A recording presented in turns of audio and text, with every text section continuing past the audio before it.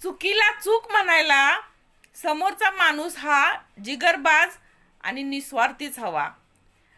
जर एखादा माणूस चुकीला बरोबर म्हणत असेल तर त्याचा काहीतरी स्वार्थ असतो तिथं, म्हणून तो चुकीला बरोबर म्हणत असतो.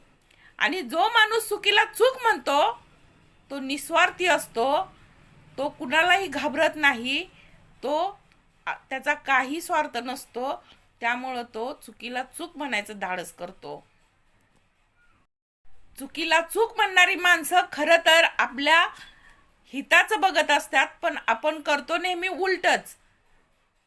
जे चुकीला चूक म्हणतात ते आपल्याला अजिबात आवडत नाहीत, आणि जे चुकीला बरोबर म्हणतात, गोड बोलतात आपल्या तोंडावर, ती माणसंच आपल्याला खूप जास्त जवळची वाटतात, पण नसतात ती जवळची.